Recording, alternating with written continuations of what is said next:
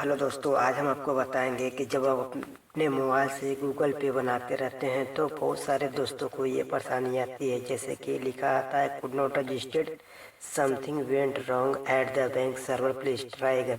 इस अगर ऐसा बताए तो आपको सबसे पहले तीन चार चीज़ों पर ध्यान देना होगा। सबसे पहले आपको अपना जो ऐप है गूगल प्ले स्टोर से उसको अपडेट कर लीजिए। अगर वो पुराना हो गया है तो या तो उसको फिर से इंस्टॉल कर लीजिए। अगर वो करने के बाद भी ये परेशानी आ रही है तो आप अपने बैंक अकाउंट में जाइए और वो नंबर को बढ़िया से चेक कर लीजिए कि आपने जो नंबर डाल रहे हैं वही नंबर बैंक में दिया के खाते में दिया हुआ है कि नहीं। तीसरा बात ये होगा कि आप बैंक में जाकर ये पता कीजिए कि आपका नंबर अच्छे से रजिस्टर्ड है कि नहीं। अगर बैंक में नंबर रजिस्टर्ड नहीं होने पर भी ये सारी परेशानियां आती रहती है। और आप अपने बैंक में जाकर ये पता अच्छे से लगाइए कि आपने जो नंबर डाला है वो नंबर सही है और आपने जो सिम सेलेक्ट कर रहे हैं वही सिम उसमें दिया हुआ हो। और तीसरी और चौथी बात ये होती है दोस्तों कि आपको अपने अकाउंट पे जाके 100-200 रुपये डाल दो, 200 या 300 रुपये डाल दो। बहुत दिनों तक अगर पैसे नहीं डाले तो अकाउंट बंद हो जाता है या अकाउंट में ये सारी परेशानियां आने लगती है। अगर आपका अकाउंट बहुत दिनों से बंद चल रहा है तो आप उसमें जाकर 100 या 200 रुपया डाल सकते हैं। डालकर देखने पर वो परेशानियां दूर हो जाती है। अगर उससे भी ये परेशानी दूर नहीं हो रही है तो आपको बैंक में जाकर ये पता करना होता है कि आपका अकाउंट चालू है या नहीं है, या आपका नंबर से कोई और बैंक तो का नंबर तो रजिस्टर्ड नहीं है। बहुत सारे दोस्तों के साथ ऐसा होता है कि जब वो सिम लेता है तो वो सिम लेने से पहले उसका सिम किसी और व्यक्ति ने किसी और अकाउंट में रजिस्टर्ड करवा रखते होते हैं, जिससे वो नंबर जब हम अपने दूसरे अकाउंट में रजिस्टर करवाते हैं और जब ओटीपी के लिए अप्लाई करते हैं दोस्तों तो अपना ओटीपी वो बैंक का नहीं आकर किसी और का आता है। जैसे कि मैं एक दोस्त का अपना गूगल पे बना रहा था तो यही परेशानी आ रही थी, तो उस मैंने बैंक में चेक करवाया तो वो बता रहा था कि ये नंबर पहले किसी और अकाउंट में रजिस्टर्ड था, जिससे मैं वो अप्लाई कर रहा था तो वो मैसेज पर वो बैंक से ना आकर किसी और बैंक से आ रहा था, जिससे उसको बहुत सारी परेशानियों का सामना करना पड़ा। वो बहुत दिन तक इसी को लेकर बहुत परेशान था, पर वो उससे वो परेशानी दूर नहीं हुई तो वो मेरे पास आया था। तो दोस्तों ऐसा भी परेशानी आती है, इसलिए अपने बैंक अकाउंट में जो नंबर दे रहे हैं तो वो नंबर को पहले सभी अकाउंट से कैंसिल करवा लें या एक बार पता कर लें कि और किसी नंबर से रजिस्टर्ड तो नहीं है। अगर वो रजिस्टर्ड हो दोस्तों तो अपना दूसरा नंबर को रजिस्टर करवाएं, या तो एक ऑप्शन आता है बैंक को अलर्ट करें। वो मैं बार बार मैसेज भेज रहा था मेरे दोस्तों को कि बैंक को अलर्ट करें, अगर ये नंबर आपका अकाउंट नहीं है और आपका ये नंबर आपके अकाउंट से जुड़ा हुआ नहीं है तो बैंक को अलर्ट करें।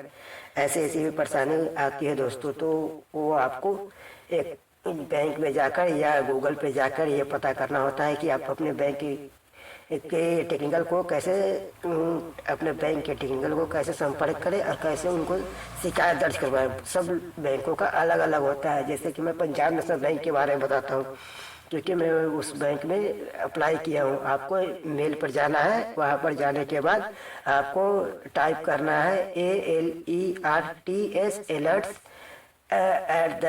@pnb.co.in। ये नंबर पर आपको अपनी शिकायत दर्ज करनी है। जैसे कि आपको जो बता रहा है उसको आप वहाँ पर रजिस्टर करवा सकते हैं, वो स्क्रीनशॉट ले सकते हैं। आपको जो बता रहा है उसका स्क्रीनशॉट लेकर उसको भेज दीजिए, वो बैंक सर्वर देखेगा और 24 घंटे में उसको सोल्व कर देगा। अगर उससे भी ये परेशानी सोल्व नहीं होती है दोस्तों तो आप अपने अकाउंट पे जाके कुछ पैसे डलवा दीजिए। बहुत दिनों से पैसे बैंक में पैसे नहीं डलवाने पर वो बैंक के खाते में वो नंबर सही से रजिस्टर्ड होने के बाद भी वो ओटीपी नहीं भेजता और आपको बताता है कि bank can not find your number या finding number in account number does not exist, ऐसा कुछ बताता है दोस्तों। इससे भी आपको ये परेशानी आती है और ये परेशानी आने पर दोस्तों बहुत सारे बैंक वाले आपकी कोई मदद नहीं कर पाते, क्योंकि बहुत सारे बैंक वालों के पास इसकी कोई जानकारी नहीं होती। क्योंकि मैं अपने दोस्तों को बोला था कि जाओ बैंक में जाकर देखो, तो बैंक वाले बोलते हैं कि मैंने आपका नंबर रजिस्टर कर दिया हो, अगर कोई इशू आ रही है तो मेरे को इसके बारे में ज़्यादा जानकारी नहीं है। इसलिए बहुत सारे बैंक को ऐसी जानकारी नहीं होती है तो आपको ऑनलाइन शिकायत दर्ज करना पड़ेगा, या बहुत सारे बैंकों को पता भी होता है इसलिए मैं ये नहीं बोल रहा हूँ कि बैंक वालों को नहीं आते। मेरा बोलने का सीधा मतलब था दोस्तों कि बहुत लोगों को पता होता है, क्योंकि दुनिया में बहुत सारी ऐसी चीज़ें हैं जो हर किसी को पता नहीं है। इसलिए दोस्तों वहाँ पर जाके आप पता कर सकते हैं। अगर हो जाता है तो बहुत अच्छी बात है, अगर नहीं होता है तो आपको ऑनलाइन रजिस्टर करना पड़ेगा या ऑनलाइन वो आपको कंप्लेन करनी पड़ेगी। तो उसके लिए मैंने आपको पहले ही बता दिया हूँ। और आपका दोस्तों मैं सबसे लास्ट बात ये बताता हूँ कि सबसे अंतिम स्टेप ये है कि दोस्तों कि आपको वहाँ पर जाकर आपको ये करना है कि आपका वो नंबर को चेंज करवा देना। आपने जो नंबर दिया है वो नंबर को चेंज करवा, कोई और नंबर दे सकते हैं, जैसे कि अपने वो नंबर दीजिए जो आपके पास हमेशा रहे, और वो नंबर को देने के बाद आपका गूगल पे अकाउंट फिर से चालू हो जाएगी। अगर उससे भी नहीं होता दोस्तों तो आपको अपने अकाउंट को बदलने की ज़रूरत है, क्योंकि आपका अकाउंट बहुत दिन से बंद है। और आपके अकाउंट में अगर पैसे डालने पर भी ये काम नहीं हो रहा तो आपको या तो बैंक को जनरलाइज करना पड़ेगा, क्योंकि मैं वहाँ पर गया था तो उसने बोला था कि आप अपने बैंक को जनरल कर दीजिए, क्योंकि उसका बचत खाता था और उसका वो जीरो अकाउंट वाला खुला हुआ था, इसलिए वो परेशानी आ रही थी। तो अगर इतना करने के बाद आपको ये परेशानी बिल्कुल सही हो जाएगी। अगर इतना करने के बाद भी आपकी परेशानी नहीं सही होती है दोस्तों, तो आपको क्या करना है कि अपना अकाउंट नंबर बदल लीजिए। बदलने के बाद आपको दूसरे उसी बैंक में या कोई और बैंक में अपना दूसरा खाता खुलवाइए और उसमें वही नंबर रजिस्टर्ड कीजिए। कुछ दिनों के बाद आपका नंबर रजिस्टर्ड हो जाएगा और 1-2 महीने के बाद आपका एटीएम कार्ड भी के लिए भी अप्लाई कर दीजिए। पर एटीएम कार्ड तब आएगा दोस्तों जब आपकी उम्र 18 साल से ज़्यादा हो रही होगी। 18 साल से कम है तो आपका एटीएम कार्ड नहीं आएगा। और इतना करने के बाद आपका ये नंबर रजिस्टर्ड हो जाएगा। नंबर रजिस्टर्ड होने के बाद आपको ये जो परेशानी आ रही है जैसे कुड नॉट रजिस्टर्ड, वो सारी परेशानियाँ दूर हो जाएगी और आप अपने अकाउंट से गूगल पे हो गया, पेटीएम हो गया या फ़ोन पे हो गया या ऐसी बहुत सारी ऐप को इंस्टॉल कर सकते हैं और उस पर अपना यूपीआई बनाकर आप बिना पैसे के या बिना कैशलेस कहीं भी जाकर कोई सामान खरीद कर उससे अपने मोबाइल से पेमेंट कर सकते हैं और धोखाधड़ी से और छीन छोड़ या किसी भी गलत तरीके की एक्टिविटी से बचा जा सकता है दोस्तों। इस तरह आप अपने मोबाइल से गूगल पे अकाउंट को आसानी से बना सकते हैं। मैं आपको एक बार फिर से रिवीजन करवा देता हूँ आपको क्या करना है। सबसे पहले आपको अपने मोबाइल में जो गूगल पे, पेटीएम या कोई फ़ोन पे अकाउंट है उसको पहले आप या तो अपडेट कर लीजिए या तो उसको फिर से अनइंस्टॉल करके फिर से इंस्टॉल कीजिए।